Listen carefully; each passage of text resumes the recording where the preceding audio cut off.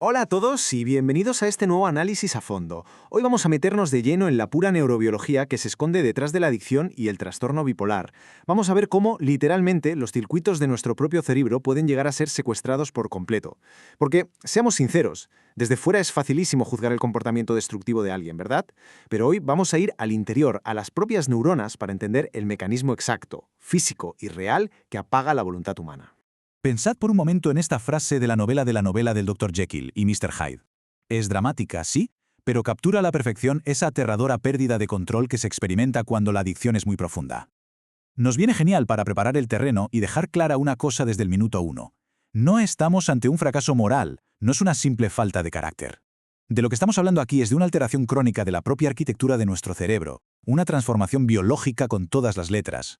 Pero a ver, ¿qué tiene que pasar ahí dentro, a nivel químico, para que alguien pierda el control del volante de esa manera? Para responder a esto, tenemos que olvidarnos un rato del comportamiento externo y zambullirnos directamente en la ciencia dura. Tenemos que mirar con lupa las vías anatómicas que gobiernan nuestros impulsos más primarios. Nuestra hoja de ruta de hoy es súper clara. 1. Veremos el cerebro y la recompensa. 2. El cortocircuito de la cocaína. 3. La vulnerabilidad bipolar. 4. ¿Qué pasa cuando ambos mundos chocan? Y 5. Terminaremos con el diagnóstico en la esperanza clínica. Vamos a ello. Punto número 1. El cerebro y la recompensa. Básicamente, la configuración de fábrica de nuestra supervivencia. Antes de hablar de caos y alteraciones, necesitamos entender cómo un cerebro sano procesa el placer de forma natural. Imaginad el núcleo accumbens como el gran centro de recompensas de nuestro cerebro. Hasta allí llega un flujo de dopamina súper regulado desde el área tegmental ventral. Pensad en ello como un río de agua cristalina y tranquila que va reforzando las cosas que nos mantienen vivos. O sea, comer, beber, interactuar socialmente. Todo eso libera la cantidad exacta y justa de dopamina para que el cerebro diga, oye, esto es buenísimo para sobrevivir, vamos a repetirlo. Así funciona cuando todo va bien. Pasamos al punto 2, el cortocircuito de la cocaína. Y aquí es donde la cosa se empieza a torcer. Vamos a ver cómo un agente externo provoca un fallo crítico en esta maquinaria evolutiva tan perfecta. Y esto de aquí es un caballo de Troya de manual. A ver, normalmente los transportadores de dopamina funcionan como un servicio de limpieza. Recogen la dopamina una vez que ya ha hecho su trabajo. Pero claro, llega la cocaína y actúa como una presa gigante de hormigón que bloquea por completo ese desagüe. El resultado, el sistema se desborda. Se genera una inundación masiva de dopamina que provoca un fenómeno brutal conocido como priming o apremio y una ansiedad extrema por consumir, lo que llamamos el craving. Es un nivel de activación tan desmesurado que literalmente ninguna recompensa natural de la vida cotidiana puede competir contra eso. Fijaos en los tiempos, porque la clave aquí es la velocidad. Cuanto más corto es el subidón, y fijaos en esos escasos 5 o 10 minutos de la vía fumada, más rápido se esfuma. Este impacto casi instantáneo que luego cae en picado es lo que fuerza al cerebro a crear bucles hiperadictivos, borrando del mapa cualquier interés por las recompensas normales. Vamos al punto 3, la vulnerabilidad bipolar. Ya hemos visto el mecanismo puramente químico de la cocaína. Ahora bien, ¿qué pasa si el cerebro que recibe ese impacto ya venía genéticamente predispuesto a un desequilibrio? Un 70%. Se dice pronto. Si un gemelo idéntico tiene trastorno bipolar, el riesgo de que el otro también lo desarrolle ronda el 70%. Esto es una prueba irrefutable de que estamos ante una vulnerabilidad genética pesadísima. Insisto en esto porque es vital. No es una elección, es un fenotipo completamente vulnerable con alteraciones neurobiológicas que ya estaban ahí, latentes. De hecho, si echamos la vista atrás hacia la infancia, esas banderas rojas ya suelen estar ahí. Hablamos de hiperactividad brutal, rabia explosiva, cambios radicales en el sueño. Esos síntomas nos gritan que ese cerebro biológicamente vulnerable ya está luchando por regular su propio estado de ánimo desde que es un niño. Y lo más trágico es que a menudo esto acaba en un diagnóstico erróneo de trastorno por déficit de atención, años antes de que alguien se dé cuenta de que la verdadera raíz era bipolar.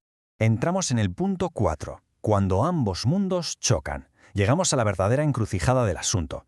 ¿Qué ocurre exactamente cuando cruzamos esa vulnerabilidad genética innata con el poder devastador de los estimulantes? Pues los datos hablan por sí solos. Por ejemplo, en un estudio masivo de Winnow-Kur con más de 1000 pacientes, quedó clarísimo que el abuso de drogas y alcohol es abrumadoramente más frecuente en pacientes bipolares que en los que sufren depresión unipolar.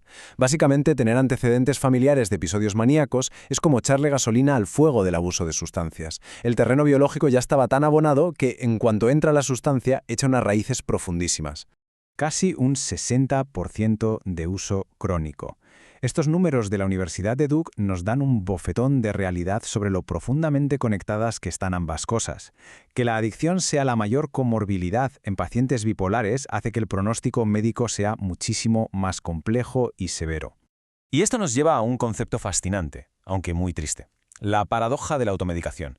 A ver, muchas personas utilizan estos potentes estimulantes no solo por buscar fiesta, sino en un intento desesperado y defectuoso de automedicarse. Con unos niveles de dopamina internos hechos un caos por su enfermedad, intentan usar una herramienta externa para regularse. Y claro, terminan atrapados en una trampa letal que multiplica el problema original por 1000.